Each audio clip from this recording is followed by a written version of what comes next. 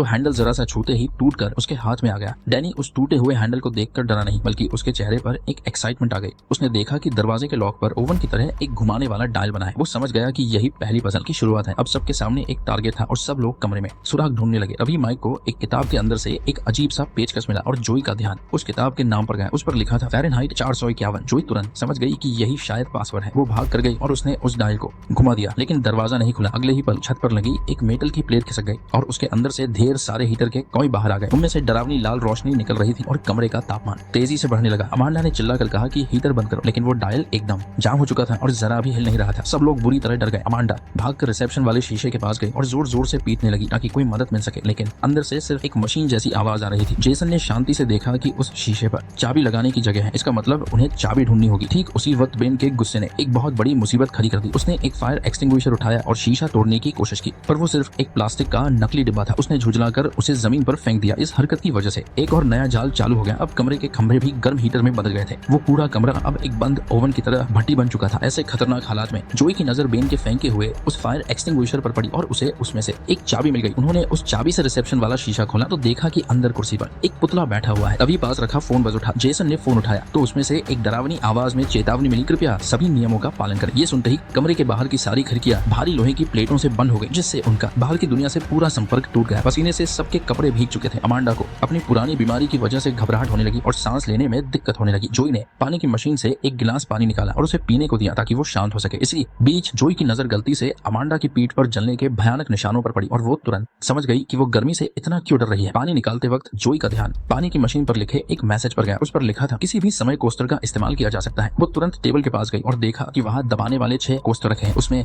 एक कोस्टर को दबाया तो दीवार का एक लकड़ी का हिस्सा थोड़ा सा ऊपर उठ गया और वहाँ से एक वेंटिलेशन पाइप का रास्ता दिखने लगा, लेकिन हाथ हटाते ही वो लकड़ी का हिस्सा वापस नीचे आ गया। अब सब कुछ समझ आ गया था कि उन्हें 6 के 6 कोस्टर एक साथ दबाने होंगे। जेसन ने हिम्मत दिखाई और पाइप में सबसे पहले अंदर गया तो उसने देखा कि आगे का रास्ता एक जाली से बंद है और पेचकस की जरूरत है। माइक भी उसके पीछे गया और अपना पेचकस उसे पकड़ा दिया। दोनों ने मिलकर वो जाली खोल ली और अगले कमरे के अंदर चले गए। फिर अमांडा भी गई, लेकिन अब एक मुसीबत आ गई। जो लोग बचे थे वो अपने हाथ पैर लगाकर ज्यादा से ज्यादा 4 कोस्टर ही दबा सकते थे, यानी कोई ना कोई एक इंसान तो पीछे छूट ही जाएगा। इस खतरनाक वक्त में जोई का तेज दिमाग फिर काम आया। उसे एक बहुत ही कमाल का आइडिया सूझा। उसने गिलासों में पानी भरकर उनके वजन से कोस्टर दबाने का सोचा, लेकिन यहाँ एक और दिक्कत आ गई। जब वो पानी निकाल रहे थे तो मशीन में से 5 गिलास भर सके, क्योंकि एक गिलास पानी अमांडा पी चुकी थी। जब उन्हें समझ नहीं आ रहा था कि क्या करें, तभी छत के झूमर से आग की तेज लपटें निकलने लगी। मौत उनके एकदम करीब आ चुकी थी, लेकिन किस्मत से बेन ने अपनी जेब में हाथ डाला और अपनी शराब की बोतल निकाल ली। उसने वो शराब आखिरी गिलास में भर दी और किसी तरह उसका वजन पूरा कर दिया। आग पूरे कमरे को जला डालती। उससे ठीक 1 सेकंड पहले बेन और डैनी किसी तरह रेंगकर पाइप के अंदर चले गए। उनके पीछे एक जोरदार धमाका हुआ और वो बाल बाल इस पहले लेवल से बच निकले। उस जलते हुए ओवन से निकलकर वो अब लकड़ी के एक छोटे से केबिन में आ गए थे। जान बचने के बाद भी सब लोग बहुत घबराए हुए थे। अब उन्हें समझ आ गया था कि ये कोई आम गेम नहीं है। अगर कोई खतरा आया तो उन्हें बचाने कोई नहीं आएगा। अमांडा से ये सब और बर्दाश्त नहीं हुआ। उसने डैनी का छिपाया हुआ फोन निकाला और पुलिस को कॉल करने की कोशिश की, लेकिन वहाँ जरा सा भी नेटवर्क नहीं था। जेसन को उस कमरे में एक बड़ा सा दरवाजा दिखा जिस पर 2 ताले लगे थे। उसने अपने तजुर्बे से पहला ताला तो आसानी से खोल लिया, लेकिन दूसरे ताले पर अंग्रेजी के साथ अक्षरों वाला पासवर्ड लगा था। इस बार सब लोग मिलकर सुराग ढूंढने लगे। बेन को दीवार पर लगे एक हिरन की खोपड़ी वाले सजावट के सामान पर कुछ अजीब दिखा। उन सींगों के नीचे अंग्रेजी के अलग अलग अक्षर खुदे हुए थे। अचानक उसे अपनी पुरानी यादें ताजा होने लगी। उसे रूडोल्फ नाम के उस रेंडियर वाला वो गाना याद आ गया। उस गाने में ठीक 7 अक्षर थे। उसने पासवर्ड डाला और दरवाजा तुरंत खुल गया और आगे जो था उसे देखकर आपके होश उड़ जाएंगे। वो बाहर जाने का रास्ता नहीं था, बल्कि वो बर्फ से जमे हुए एक विशाल इलाके का रास्ता था। जब जोई सबसे आखिर में दरवाजे से बाहर आई तो दरवाजा एक जोरदार आवाज के साथ लॉक हो गया और उनके वापस जाने का रास्ता बंद हो गया। डैनी अभी भी खुद को एक बहुत बड़ा गेम मास्टर समझ रहा था। वो मजे से फिसलते हुए आगे बढ़ा, लेकिन उसका सिर सीधा दीवार से जा टकराया। असल में वो बर्फ का मैदान सिर्फ एक बहुत बड़ी स्क्रीन का धोखा था। वो अभी भी एक बहुत बड़े एस्केप रूम के अंदर ही फंसे हुए थे। डैनी के इस तरह दीवार से टकराने से फिर से एक नई पजल चालू हो गई। बर्फ में दरारें पड़ने की आवाजें आने लगी। दोनों तरफ की दीवारों से बहुत तेज ठंडी हवा आने लगी। पूरे कमरे का तापमान अचानक बहुत गिर गया। डैनी अभी भी अपनी बात पर अड़ा था और उसे लग रहा था कि ये सब सिर्फ साउंड और स्पेशल इफेक्ट है। उसे लगा गेम वाले सच में उनकी जान नहीं लेंगे, वरना उन पर केस हो जाएगा। लेकिन उसे नहीं पता था कि उसकी इसी बेवकूफी और घमंड की वजह से उसकी जान जाने वाली है। सब लोग अलग अलग होकर सुराग ढूंढने लगे। अमांडा को ठंड से बचने के लिए एक लाल रंग की जैकेट मिल गई।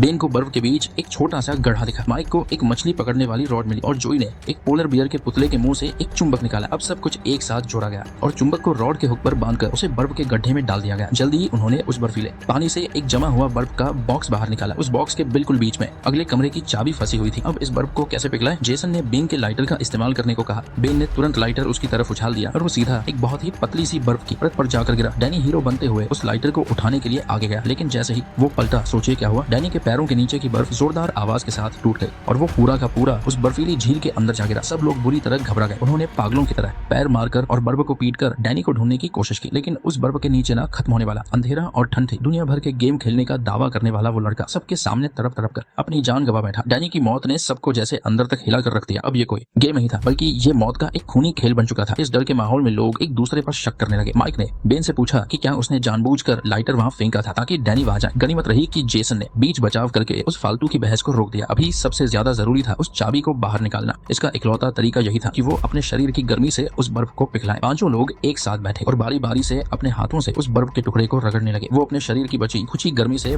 -डिग्री की उस कंपा देने वाली ठंड से लड़ रहे थे। एक एक पल भारी पड़ रहा था और उनके होश उड़ने लगे थे। जब सब लोग एकदम हार मान चुके थे तभी बर्फ पिघली और चाबी बाहर आ गई। उन्होंने अपनी जमी हुई उंगलियों से किसी तरह चाबी घुमाई और दूर बने एक दरवाजे को खोल लिया। अपनी आखिरी बची हुई ताकत लगाकर वो अंदर भागे और मौत की उस बर्फीली दुनिया से बच निकले। आग और बर्फ के खौफनाक टॉर्चर को झेलने के बाद बचे हुए पांचों लोग अभी सांस भी नहीं ले पाए थे कि सामने का नजारा देखकर उनके होश उड़ गए। वो एक बहुत ही शानदार सजे हुए बार में आ गए थे, लेकिन अजीब बात ये थी कि पूरा का पूरा कमरा उल्टा था और वो लोग उस जगह पर खड़े थे जो असल में छत थी। अभी वो लोग इस उल्टे सीधे कमरे को समझ ही रहे थे कि वो पूरा का पूरा कमरा किसी लिफ्ट की तरह बहुत तेजी से ऊपर जाने लगा और फिर अचानक झटके से रुक गया। छत पर उल्टे लटके हुए एक फोन की घंटी बजने लगी। रिसीवर अपने आप नीचे गिर गया। माइक ने फोन उठाया तो उसमें से कान फाड़ देने वाली गेम की एक म्यूजिक बज रही थी। जेसन को जल्दी ही एक दरवाजा दिखा जिसका हैंडल नहीं था। ये पक्का बाहर जाने का रास्ता था और माइक का ध्यान उल्टे लटके हुए बिलियर्ड्स टेबल पर गया जिस पर सिर। लेकिन जब माइक ने पूल टेबल के पास जाने की कोशिश की तो उसके पैरों के नीचे का फर्श अचानक टुकड़ों में गिरने लगा और नीचे एक बहुत गहरी लिफ्ट शाफ्ट दिखने लगी। खुशकिस्मती से बेन ने जल्दी से उसे पीछे खींच लिया। असल में वे जमीन से बहुत ऊंचाई पर थे और उनके पैरों के नीचे की जमीन किसी भी वक्त गायब हो सकती थी। पांचों लोग छिपकली की तरह दीवार के किनारे कसकर चिपके हुए थे और संभल कर आगे बढ़ रहे थे। अमांडा ने अपने आर्मी के दिनों की क्लाइंबिंग ट्रेनिंग का इस्तेमाल किया और सबसे पहले उल्टे लटके हुए बार काउंटर पर चढ़ गई। बार के पीछे एक शेल्फ में उसे एक तिजोरी मिली जिसे खोलने के लिए 4 अंकों के पासवर्ड की जरूरत थी। पासवर्ड क्या है ये किसी को समझ नहीं आ रहा था। तभी जोई की नजर दीवार पर लगे एक स्लाइडिंग पजल पर पड़ी। उसने अपनी जान जोखिम में डालकर दीवार के सहारे रेंगते हुए वहां तक पहुंची और सबकी मदद से पजल को सॉल्व करने लगी। काफी मेहनत के बाद पजल पूरा हुआ। उस पर बना पैटर्न बिल्कुल वैसा ही था जैसे पूल टेबल पर गेंदें रखी हुई थी। 2 स्टिक के बीच में अलग अलग रंगों की कुछ गेंदें थी। माइक ने गेंदों के रंग और नंबर देखकर अंदाजा लगाया कि पासवर्ड क्या हो सकता है, लेकिन जब अमांडा ने वो पासवर्ड डाला तो तिजोरी नहीं खुली और तभी उनके पैरों के नीचे का एक बड़ा हिस्सा फिर से टूट कर गिर गया। इस हड़बड़ी में जोई का हाथ फिसल गया और वो बची हुई कुछ लकड़ियों पर गिरकर बेहोश हो गई। बेहोशी की हालत में जोई की यादें उस प्लेन क्रैश पर चली गई जिसने उसकी पूरी जिंदगी बदल दी थी। जब प्लेन क्रैश हुआ था तो केबिन में सब कुछ उल्टा पुल्टा हो गया था। ये नजारा बिल्कुल इस उल्टे बार जैसा ही था। इस फ्लैशबैक ने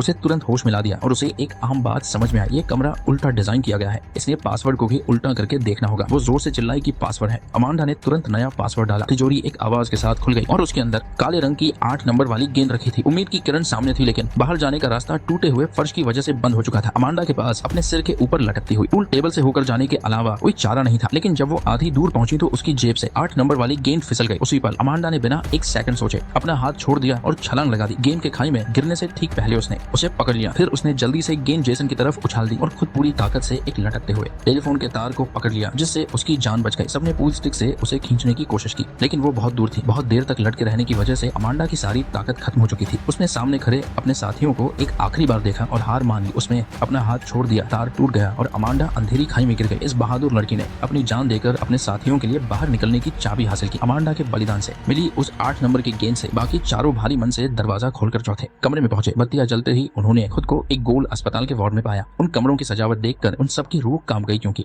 ये वही कमरे थे जहां वे सब अपने अपने हादसों के बाद भर्ती हुए थे। टेबल पर रखी मेडिकल फाइलों ने आखिर सारा राज खोल दिया। क्या आपको पता है वे सब उन हादसों में बचने वाले इकलौते लोग थे। ये गेम खास तौर पर उन लोगों के लिए बनाया गया था जो मौत को मात दे चुके थे। जेसन ने भी अपने जहाज डूबने के हादसे का सच बताया। तो बहुत ठंड थी और उसके दोस्त के पास सिर्फ एक जैकेट थी। जिंदा रहने की जंग में उसका दोस्त पागल हो गया और खुद ही समंदर में कूदकर जान दे दी। आखिर में सिर्फ जेसन ही बचा। तभी कमरे के बीचों बीच एक टीवी स्क्रीन चालू हुई जिस पर 5 मिनट का टाइमर चलने लगा। टाइमर खत्म होने के बाद कमरे में एक जहरीली गैस फैलने वाली थी। जिंदा बचने की तरफ एक बार फिर सब पर हावी हो गए। जेसन, माइक और बेन को एक्सरे फिल्मों से एक नया सुराग मिला। इशारों की भाषा के 3 अलग अलग निशान ईसीजी मशीन की तरफ इशारा कर रहे थे। टीवी स्क्रीन पर लिखा था कि अगर सही हार्ट रेट पहुंच जाए तो बाहर जाने का दरवाजा खुल जाएगा। उसी दौरान दीवार पर लगे गैस के एक कनस्तर ने भी बता दिया कि उनके पास बिल्कुल वक्त नहीं था। लेकिन जोई का गुस्सा फूट पड़ा। उसे ये समझ आ गया था कि जब तक उन पर नजर रखी जा रही है वे कभी भी सच में आजाद नहीं हो पाएंगे, क्योंकि इस गेम को बनाने वाला हमेशा ऐसी शर्त रखेगा जिसे वे कभी पूरा नहीं कर पाएंगे। उसने लोहे की एक रॉड उठाई और दीवार पर लगे हर एक कैमरे को पागलों की तरह तोड़ने लगी। उसका मानना था कि अपनी किस्मत बदलने के लिए नजर में बने रहने की इस स्थिति को तोड़ना जरूरी है। ये क्वांटम फिजिक्स के जीनो इफेक्ट का एक आसान सा उदाहरण है। अगर एक अस्थिर कण को लगातार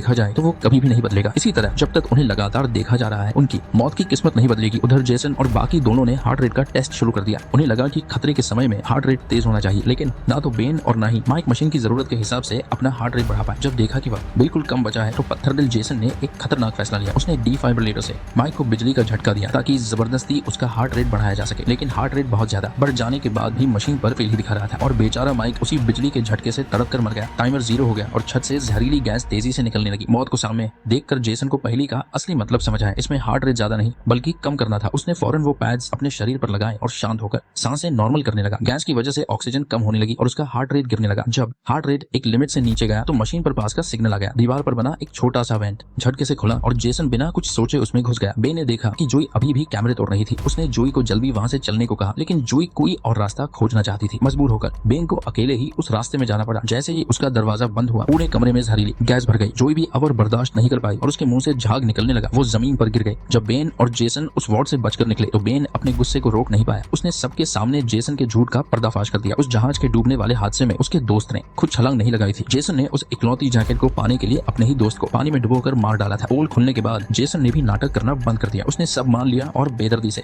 बोला कि जिंदा बचना एक चॉइस होती है। उन दोनों के बीच माहौल बहुत ही गर्मा गया था। उन्हें एक घूमने वाला दरवाजा मिला। दोनों ने मिलकर उसे खोला। बेन को लगा कि अब वे आजाद हैं, लेकिन उसे लगा जैसे उसके हाथों पर कुछ लगा है। इसके तुरंत बाद ही दोनों को अजीब से भ्रम होने लगे। उंगलियां पिघल रही थी, दीवारें मुड़ रही थी और पूरी दुनिया गोल गोल घूम रही थी। दरवाजे के अंदर एक हिंट लिखा था कि बाहर जाने के लिए उन्हें एंटीडोट ढूंढना होगा। असल में उन्हें फिर से जहर दे दिया गया था। नशे की उस हालत में बेन का दिमाग पूरी तरह से खराब होने लगा था, लेकिन किस्मत से उसे एक दराज में एक इंजेक्शन मिल गया जिस पर एंटीडोट लिखा था। पीछे से जेसन एक जानवर की तरह उस पर टूट पड़ा। जिंदा बचने के इस इकलौते मौके के लिए दोनों आपस में बुरी तरह लड़ने लगे। आखिर में बेन को एक मौका मिला और उसने जेसन को दीवार के एक नुकीले कोने पर दे मारा। वो नुकीला कोना जेसन के सिर के पीछे घुस गया। वो पत्थर दिल मैनेजर वहीं मर गया। बेन ने कांपते हुए खुद को वो एंटीडोट लगाया। धीरे धीरे उसका नशा उतरा और वो दरवाजे से होकर 7वें और आखिरी कमरे में पहुंचा। उसी समय उस जहरीले वार्ड के अंदर सेफ्टी सूट पहने हुए 2 लोग अंदर आए ताकि वो लाशों को हटा सके। उन्होंने देखा कि जमीन पर 2 लाशें पड़ी थी और हवा में एक ऑक्सीजन मास्क लटक रहा था। वे अभी ये देखकर हैरान ही थे कि अचानक जोई, जिसे सब मरा हुआ समझ रहे थे, पीछे से आई और उन दोनों को बुरी तरह पीटकर बेहोश कर दिया। असल में कैमरों को तोड़ना बेकार नहीं गया था। कुछ मशीनें टूटने की वजह से गलती से एक ऑक्सीजन मास्क नीचे गिर गया था, जिसके सहारे जोई जिंदा बच गई। उसने उन लोगों की गिरी हुई बंदूक उठाई और वार्ड से बाहर भाग गई।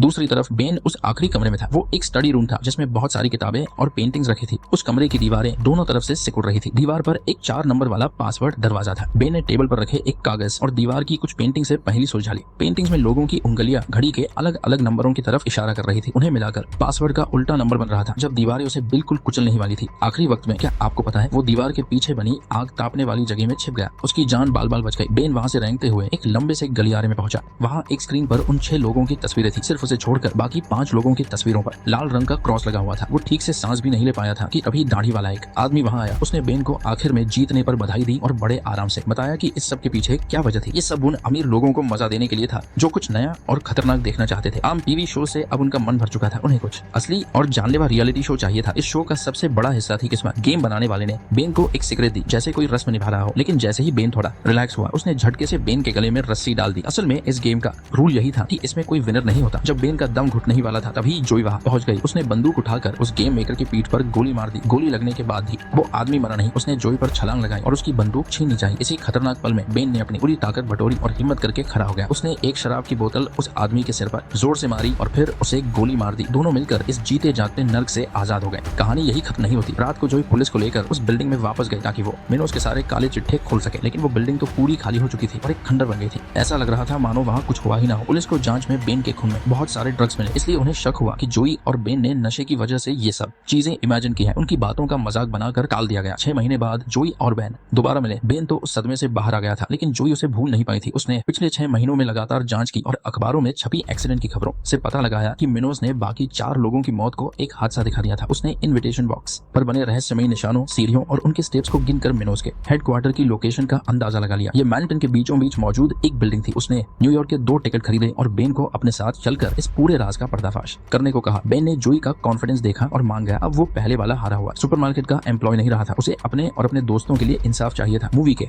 आखिरी सीन में एक प्लेन क्रैश होते हुए दिखता है केबिन के अंदर। नेक्स्ट पार्ट देखने के लिए वीडियो को लाइक करो।